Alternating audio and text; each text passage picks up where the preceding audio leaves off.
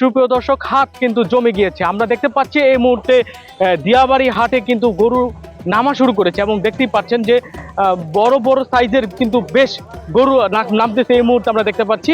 এবং আমরা যতদূর জানতে পেরেছি যে এখানে ঠিক সন্ধ্যা থেকেই কিন্তু গরু একের পর এক নামছে এবং পুরো দিয়াবাড়ি কিন্তু হাট প্রায় জমে গিয়েছে। আমরা বিভিন্ন জায়গায় দেখতে পাচ্ছি যে অসংখ্য গরু এবং বিভিন্ন জেলা থেকে কিন্তু গরু চলে এসেছে। আমরা যদি আপনাদেরকে আরেকটু বলে রাখি যে আমরা ঠিক এখন রাত 10টা বাজে এবং ঠিক 10টার সময় আমরা দেখতে পাচ্ছি যে হাটে এখনো কিন্তু গরু নামছে।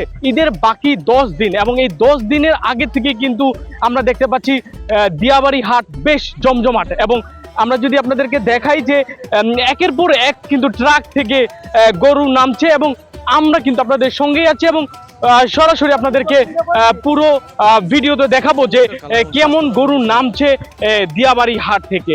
চলুন, কোথা থেকে এসেছে এবং কয়টি গরু নিয়ে আসছেন একটু যদি বলতেন। কয়টি গরু নিয়ে আসছেন? আমরা আসছি ভাই ঝিনাইদহ থেকে, ঝিনাইদহ জেলা থানা হরিণাকুণ্ড ভাইনা ইউনিয়ন থেকে আসছি আমরা।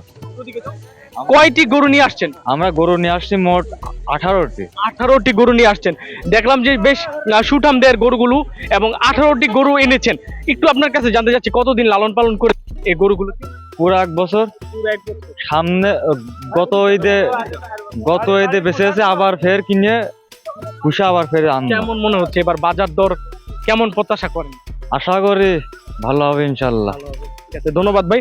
আমরা যতদূর জানতে পেরেছি যে ঝিনাইদহ থেকে কিন্তু গরু এসেছে 18টি এবং এখন কিন্তু সেই 18টি গরুই নামাচ্ছে। আমরা সরাসরি আপনাদেরকে সেটি দেখানোর চেষ্টা করছি।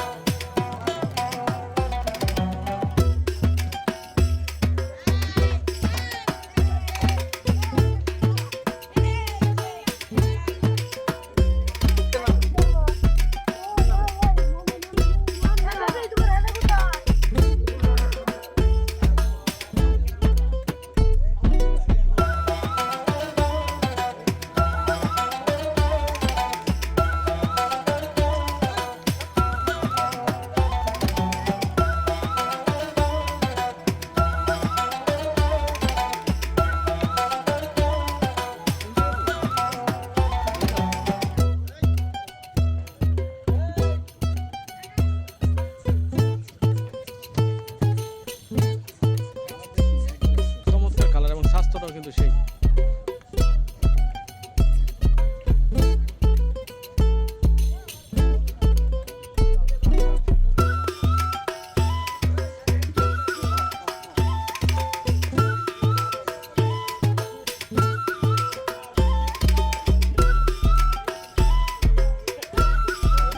ঠিক দেখতে পাচ্ছেন যে একের পর এক গরু কিন্তু নামছে।